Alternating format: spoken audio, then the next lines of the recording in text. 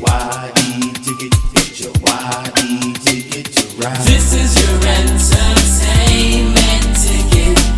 Latest and greatest movie reviews and interviews. This is your entertainment ticket. YEticket.com. Yeah. Leonard Ellerbe, your fighter is Mickey Bey. I know you expect him to win. Well, what did you see in him to bring him here to South Florida to fight the champ? I mean, he's a terrific fighter. He didn't lose his title in the ring, and it was very important that me and Floyd got him another opportunity. And come Friday, he's gonna come out there and do his thing. And now you're here in South Florida, and we are very hungry fight fans. Do you see the future where you're gonna bring more fights in South Florida? Well, I'm looking forward to it. This is a beautiful place here at the Hard Rock, Floyd is. We've already had that conversation, so I'm looking forward to bringing some big fights down here to South Florida. Also, I was talking to one of the promoters, and I noticed that they did not really reach out to the African American community that much, or to the Spanish community. Are you going to try to do that in the future to reach more to the African American community also? Well, we always try to stay in touch with all races, because all races are boxing fans. We don't just. Yeah, I understand. But this particular fight, you have a Hispanic fighter. He's the world champion, so you have to cater towards his audience, and so that's understandable. The Hispanics they play a major role in all of boxing, and obviously with Mickey being an African American fighter, we'll continue to do the best we can to push him and promote him as the new IBF world champion, two-time world champion. And Leonard, you've been working with Mayweather Promotions. You've been doing a good job. Thank you for taking the time with me, Al Media, your entertainment. Thank you very much. You're here in South Florida. Aren't you glad to be here in the most beautiful state in the United States? Aquí en Miami, en la mejor ciudad en los Estados Unidos. ¿Estás contento? Sí, súper contento. Yo viví aquí, ¿no? Y la mayoría de todos los cubanos cuando arribamos a los Estados Unidos venimos a parar aquí a Miami. Yes, absolutely. I'm definitely excited to be here. I used to live here in Miami. It's one of my homes, and obviously, most Cubans come when they leave Cuba, they come to Miami. So it's a huge pleasure for me to be out here and fighting here. Now, Mickey Bey, he's a former champion, and he's hungry. And every time I see your fights, you're very patient. But again, how much do you think you need to concentrate on fighting him in the ring? Mickey Bey, buen peleador, ex campeón mundial, tuvo un tremendo peleador. ¿Qué tú crees que necesitas hacer en esta pelea para ser siendo campeón? No, lo mío es subirme al ring nada más.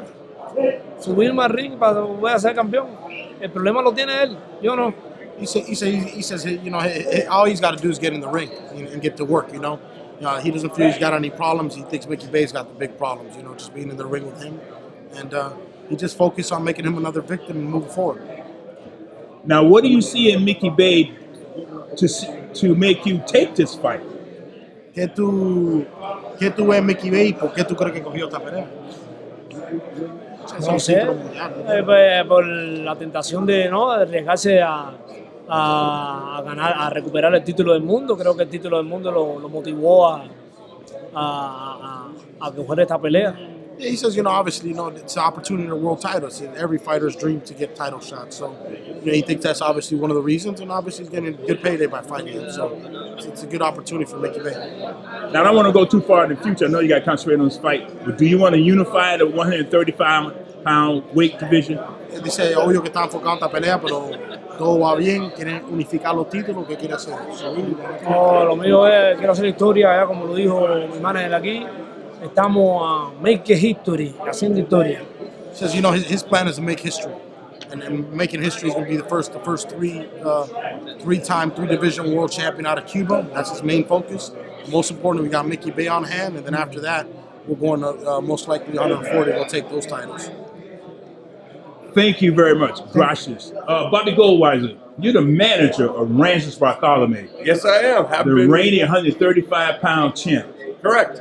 Now, why did you start managing him? Well, the truth, it was with another guy, Henry, who had the lead, and I was the background and the financial guy. Henry got in a big dispute with me and Leon and walked away, and I was left with the job. And at that point, the kid was a good fighter, but he was going, he was going nowhere. I mean, he was moving up the ladder, but he had no money, he had no house, nothing. And I helped him through a lot of bad times. He was a great kid. He was a hard worker. And even when he borrowed money, he paid it back on time, unlike most of the other people that I've dealt with. And just a kid I believed in from the beginning. And he did good, right? He did good. Now, as a manager, and you help leading him towards his goals, what are some of the other goals that you have in mind for him after this fight with Mickey Bey? He wants to go back to 140. He doesn't want to stay at 135. The bigger money's at 140. The fights become harder at 140. But truthfully, I leave that to Salas, Louis DeCubas Jr., and Al Heyman. I mean, I'd be lying if I said they don't know more than I do. They do. I'm nervous. If it was me, I'd stay at 135. But I'm the guy who didn't want him to leave 130, so I've been wrong there before.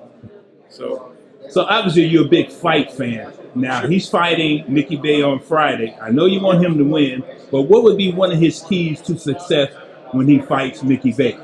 use his reach, be patient, and don't rush it. And he's going to have all these, his family and his friends and all the, the Cuban people here, they start screaming and yelling.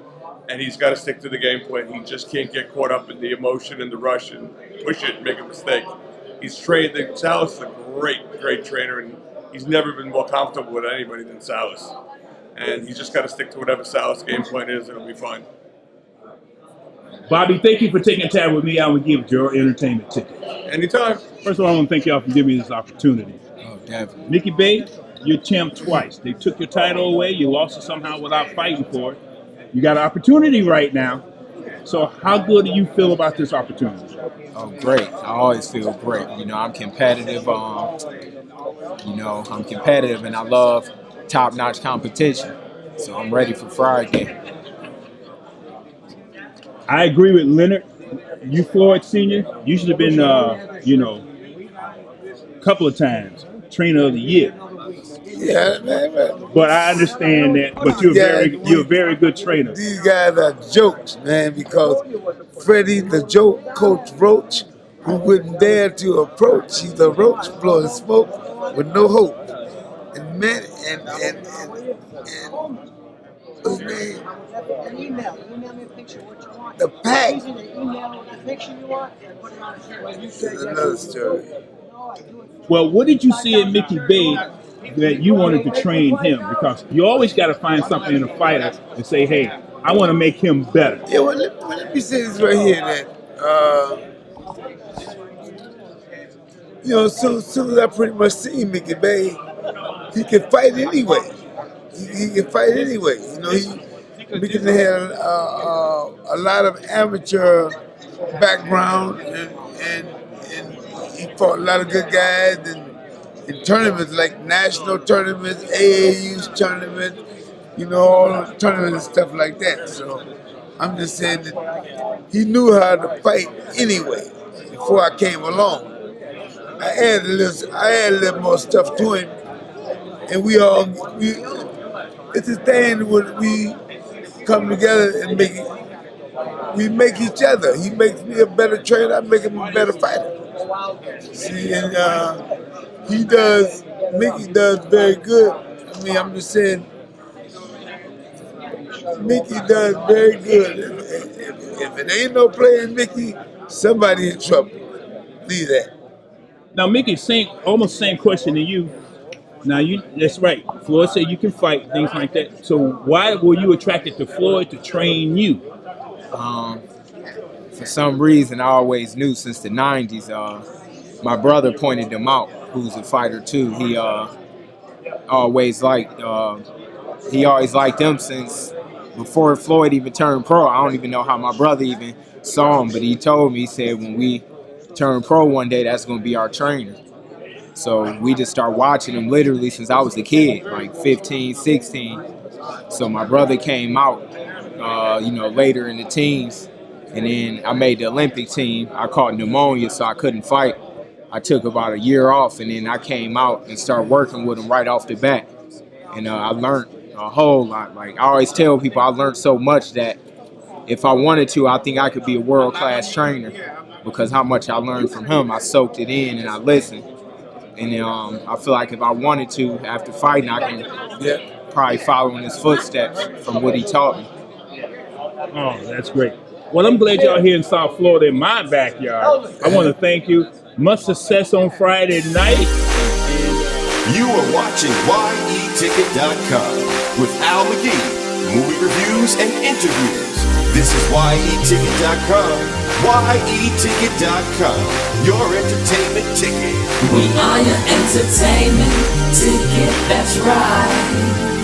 YETicket.com. We are your entertainment ticket, that's right. YETicket.com. YETicket.com. YETicket.com. We are your entertainment ticket, that's right. YETicket.com. YETicket.com.